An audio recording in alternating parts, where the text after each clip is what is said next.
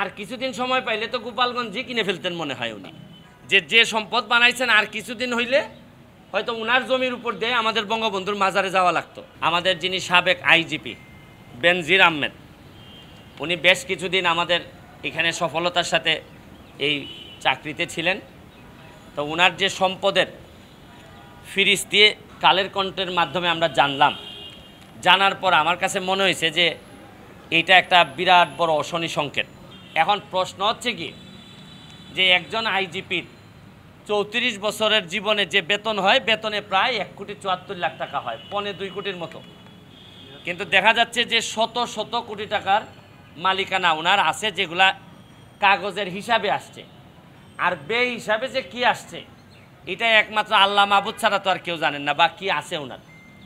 এখন দেখা যাচ্ছে ওনার মেয়ে এবং ওনার ওয়াইফ দুইজনেরই কোনো ইনকামের কোনো লাইনই ছিল না, বা এরা তো ইনকামও করে না। তারপরও 6টা কোম্পানি থেকে শুরু করে কোটি কোটি টাকার সম্পদ উনি বানাইছেন। এবং মজার বিষয় হচ্ছে কি, গোপালগঞ্জের মতো জায়গায় 600 বিঘা, 800 বিঘা আরও পাশে কত হয়, 1400 বিঘা। তা আর কিছুদিন সময় পাইলে তো গোপালগঞ্জই কিনে ফেলতেন মনে হয় উনি। তা আমাদের সবাইকে আল্লাহ বাঁচাইছে যে বেশি দিন সময় পান নাই।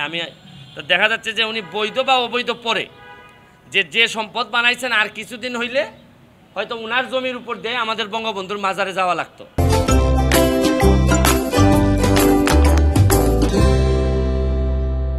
এত সম্পদ, আপনার শত শত কোটি টাকার ব্যবসা প্রতিষ্ঠানের মালিক এর স্ত্রী ও 2 মেয়ে 2 লাখ শেয়ার কিনেছেন। তো রিসোর্টের জন্য এলজিডি আবার 7 কিলোমিটার রাস্তা ওনার করে দিছে।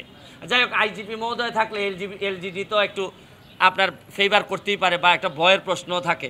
আর এত বড় জিনিস যদি আমরা কেউ কথা না বলি, তাহলে এই বঙ্গবন্ধুর বাংলাদেশে কি এত বড় দুর্নীতির অভিযোগের বিরুদ্ধে কেউ কথা বলবে না? আর দুদক নিজে তো কাজ যদি না করে, তা আমাদের দায়িত্ব হচ্ছে কি নাগরিক হিসাবে দুদকরে বলা যে ভাই আপনি একটু নড়ে চড়ে বসেন।